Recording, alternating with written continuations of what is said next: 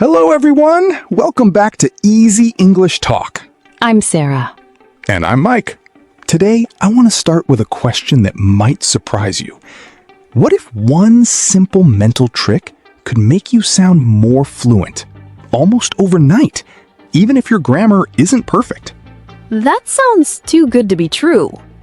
But it's real, and today we're going to explain exactly how it works. You know, you usually think that learning a new language is about, well, building a perfect machine. Right, like a math equation or something. Exactly, like a math problem. Yeah. You spend years memorizing the dictionary. You try to master every single, complicated grammar rule. Every single one. Yeah.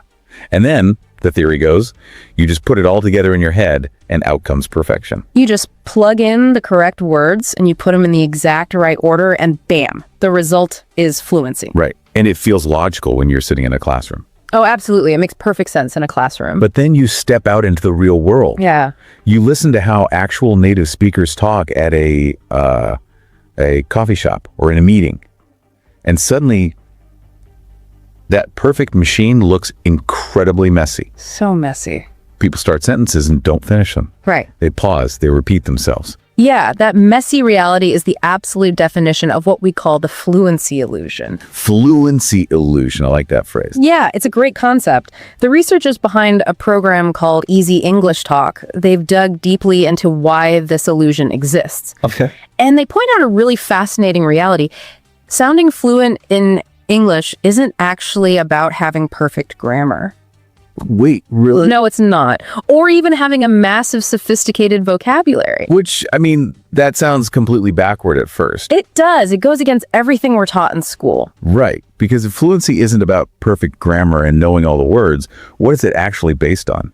Well, it comes down to understanding how native listeners actually judge fluency when they hear someone speak. Okay. When a native speaker listens to you, they aren't grading you like a teacher with a red pen. Right. They aren't checking your tests. Exactly. Yeah. They are heavily judging your fluency based on three very different things: rhythm, speed, and confidence. Rhythm, speed, and confidence.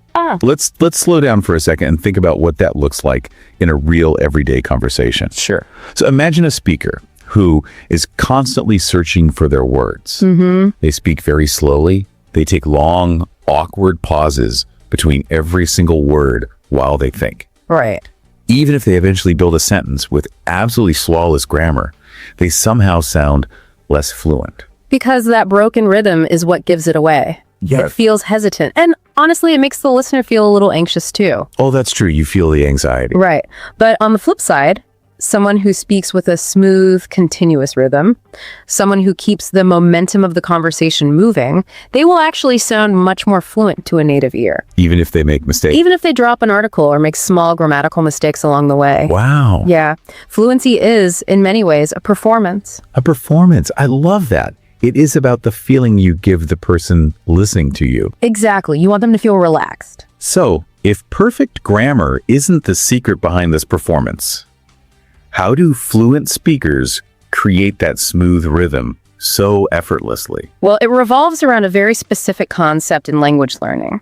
And this is a key vocabulary word for anyone listening who wants to improve their speaking. Okay, let's hear it. The concept is chunks. Chunks. Let's spend some time on this idea.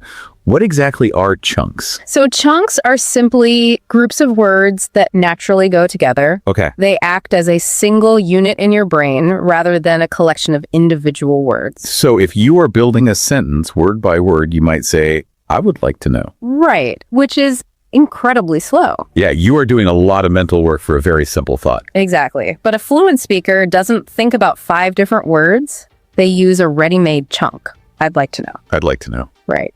It comes out smoothly because the brain is only processing one single piece of information, not 5 separate ones. It is like trying to build a house when someone is standing right in front of you waiting to walk inside. Oh, that's a great analogy. Right.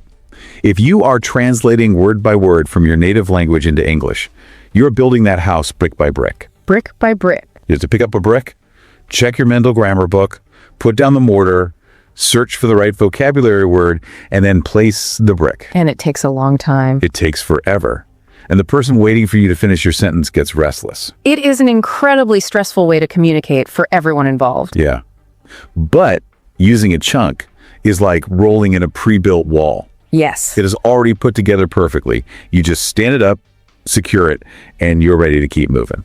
The team at Easy English Talk actually compares this to pulling a complete tool out of a toolbox. Okay, a toolbox. Right. You don't try to build a hammer from scratch when you need to drive a nail. You just reach in and grab the hammer. Because it's already a hammer. Exactly. When you use stored chunks, your brain retrieves the whole phrase instantly. So let's look at some of these pre-built walls, these chunks, Yeah. that are incredibly common in everyday English. A great one mentioned in the source is, would you mind if? Oh, that's a perfect one. Would you mind if? When you say it naturally, it flows together almost like one long word. Would you mind if? Right. You don't think about the conditional grammar of the word would Yeah. or the definition of the word mind. Exactly. You just deploy the whole phrase when you need to ask a polite permission. Another extremely useful one is, as far as I know. As far as I know. Let me say that again for the listeners. As far as I know. Yeah, again, the rhythm is built right into the phrase. It gives you a smooth, confident way to share information you aren't completely certain about. Or a simple phrase for expressing that there are multiple possibilities. It depends on. It depends on. By learning these chunks, you are putting fully built tools into your toolbox. You really are. But I really want to understand why this works so effectively. Sure. From a scientific perspective, what is actually happening in our heads when we use chunks instead of single words? Well, to understand the science behind the psychological trick, we have to talk about another vocabulary term. Working memory. Working memory. Right. Think of your working memory as your brain's active workspace. Okay. It is the mental energy you use to process information right now in the present moment. This is what I'm using to talk to you right now. Exactly. But there's a major limitation. Our working memory is very small. We only have a tiny amount of mental energy to use at any given second. That's right. So when you try to build a sentence word by word, you force your brain to choose the correct grammar, Right. find the right vocabulary word, Yeah. and organize the syntax and word order, all at the exact same time, in real time. It completely drains your working memory. It does. It overloads it. And when your working memory is full, you hesitate. You pause. You lose your train of thought. Yeah. I mean, anyone who has ever tried to speak a foreign language knows that physical feeling of exhaustion. Oh, absolutely. You can actually feel your brain getting tired because you're juggling too many balls at once. Using chunks frees up that working memory. It is very much like using a computer. Also, Building a sentence word by word is like opening a blank document and typing an entirely new essay from scratch. which takes an immense amount of time and effort. It does, but using a chunk is like opening a saved file. Oh, I see. You just double click and the whole document appears on your screen instantly. Wow. Your brain doesn't have to work hard to build it because it was already prepared long before the conversation started. That is such a liberating concept. It really is. Because if I am just opening a saved file, I have all this leftover mental energy. Exactly. I can actually think about the next point I want to make. Or, even better, I can actually listen to the person I am talking to. Yes, listening is huge. Instead of just panicking internally about what my next sentence is going to be. Right. Linguists who study how we acquire languages have a special term for this. They Okay. call it formulaic language or prefabricated chunks. Prefabricated. That simply means it is built before you need it. It's exactly. Built before you need it. And the research shows that a massive portion of natural spoken language is just native speakers reusing these familiar patterns. Yes. They're not walking around building brand new, highly original sentences from scratch every time they open their mouths. Not at all. They rely heavily on formulaic language to get through the day. This should be a huge relief for anyone learning English. It should be. You do not need to master infinite complex grammar rules to sound fluent. You just need a robust collection of chunks. You need to save more files on your computer. Save more files. I love that. Yeah. But even with a great collection of chunks, a conversation isn't just one phrase. Sure. You still have to connect these ideas. Yeah. What happens in the spaces in between the chunks when you genuinely still need a moment to think about your next point? This brings us to the second layer of sounding fluent. Okay, the second layer. When learners don't know a word, or when their working memory is struggling to find the next chunk, they often do something that severely damages the perception of their fluency. What's that?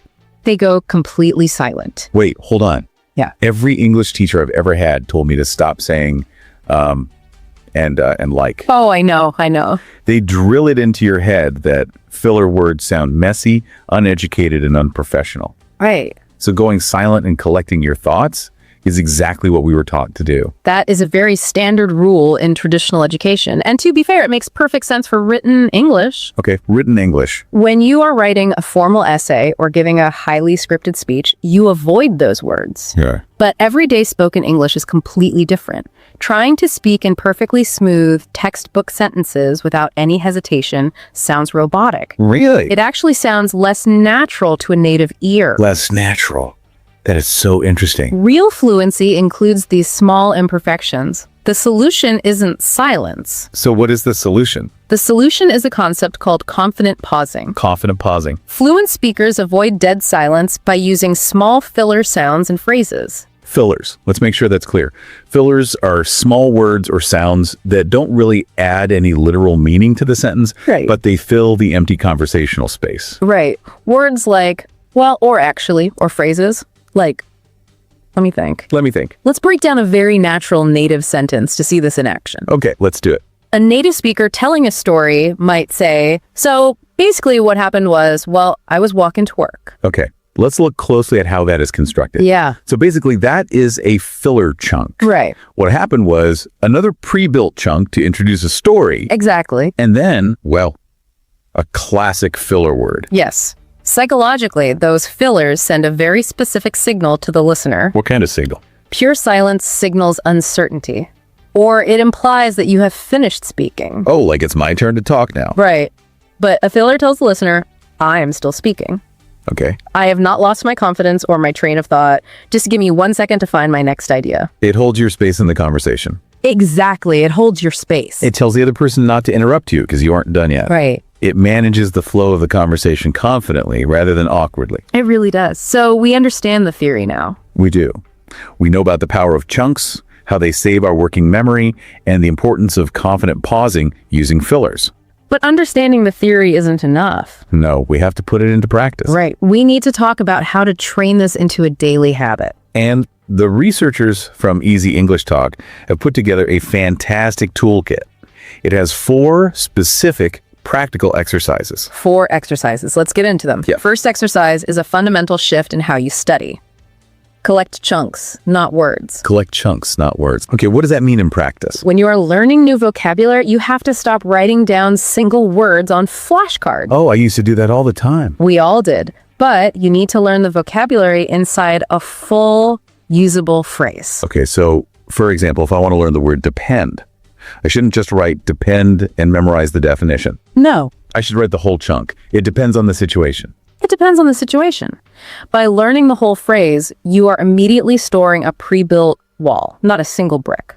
That makes a lot of sense. Yeah. That's the first one. What is the second exercise? The second exercise focuses on the spaces between the walls. Okay. Practice fillers out loud. Practice fillers out loud. This one sounds very hands-on. Very hands-on. You choose a few simple filler phrases that feel comfortable to you. Maybe. Let me think. Or actually. Or to be honest. Yeah, I have my phrases. Then you take out your phone, hit record, and just talk for 1 minute about your day. Just 60 seconds. Just 60 seconds. And when you listen back to the recording, pay close attention to what happens when you get stuck. Like when I can't find a word. Right. Do you drop into dead silence? Probably. If you do, you can actively practice replacing that silence. Try recording again and intentionally say, well, let me think, while you search for your words. It is training a new reflex. Instead of freezing up like a deer in headlights, you confidently fill the space. Yes. The third exercise is an incredibly powerful technique called shadowing. Shadowing. Yeah. Let's make sure we define this clearly for our learners. What is shadowing? Shadowing is a method where you take a short audio clip of natural English, maybe a minute of an audio recording or a scene from a movie, and you listen to it. Okay. But instead of just listening passively, you repeat the words out loud immediately after the speaker says them. So you act as their vocal shadow. Yes, a vocal shadow. So they speak, and a split second later, you speak, trying to match their rhythm, their tone, and their pauses exactly. Exactly. Why does shadowing work so well for fluency? Because it physically trains your mouth and your brain at the same time. Physical training. like muscle memory. Yes, you aren't just understanding the English intellectually, you are building the physical muscle memory required to produce those natural rhythms. You get your mouth used to the feeling of linking those words together in chunks. You are practicing the performance of fluency. That's a great way to say it. Finally, the fourth exercise is chunk substitution. Chunk substitution. This sounds like where you really build flexibility. It is. You don't just want rigid memorized sentences that you can only use in one specific situation. Right, because conversations change. Exactly. You want tools you can adjust. So you take a chunk, like our earlier example, I'd like to know. I'd like to know. And you practice changing the ending to fit different situations. Okay. Like, I'd like to know your opinion. Right. I'd like to know what happened yesterday. I'd like to know if you are free tomorrow. Yes. You keep the core structure of the chunk exactly the same, which saves your working memory. And you just practice swapping out the final piece of information. It shows you how powerful one single chunk can be. That really is powerful. With one saved file, you can build dozens of different sentences. Dozens of them. But, trying to do all these exercises perfectly on day one might feel a little overwhelming for someone just starting. Oh, sure. It's a lot. The secret to real change in language learning isn't cramming all night with a textbook. It is small, repeated practice. The best advice is to start very small. Try to collect just one new chunk a day. Just one. Just one. Write it down. Say it out loud 3 times to physically feel the rhythm in your mouth. Okay, write it, say it 3 times. And then challenge yourself to use it in a real sentence, or even just talking to yourself that same day. If you do that every day, in a month, you have 30 new save files in your brain. Yep. In a year, you have over 300 fully built tools ready to use. Your fluency and your confidence would transform completely. They absolutely would. Let's do a gentle review of the core concepts we covered today, just to reinforce these tools for everyone listening. Sounds good. We started with chunks, which are groups of words that go together naturally, acting as a single smooth unit. Then we discussed working memory, your brain's active mental energy. Right. This energy gets quickly exhausted if you try to build sentences word by word. Which led us to the solution, formulaic language. Those ready-made phrases and save files that protect your mental energy and allow you to speak smoothly. Right. We also explored confident pausing, the technique of using fillers like well, or actually to avoid awkward silence. And to show the listener that you are still in control of your thoughts. Yes. And finally, we covered practical ways to train this, including shadowing to build muscle memory and chunk substitution to make your language flexible. It is a profound shift in how to approach speaking a language. It really is. You move away from perfect grammar rules and focus on rhythm and flow. So, to everyone listening, your mission for today is simple. Find just one new chunk. Just one. Write it down, practice saying it smoothly, and try to use it in a real sentence before you go to sleep tonight. That's a great goal. Language is messy. It relies on rhythm. And sometimes the best way to sound natural is just to borrow a pre-built wall. Keep practicing, keep collecting those chunks, and most importantly, be kind to yourself as you learn. Yes, be kind to yourself. And, as you practice, consider this. We learned today that native speakers rely incredibly heavily on prefabricated chunks. They do. They are constantly reusing these familiar save patterns rather than inventing completely new sentences from scratch. Right. It makes you wonder, how much of our everyday conversation in any language, even our native language, is actually original, spontaneous thought? Oh, wow. And how much is just us navigating through the day, playing back our own favorite, perfectly practiced, saved files? If you enjoyed this episode, remember to subscribe and share it with a friend who is learning English too. Keep practicing, keep speaking, and take care of your English. See you next time on Easy English Talk. Bye, everyone.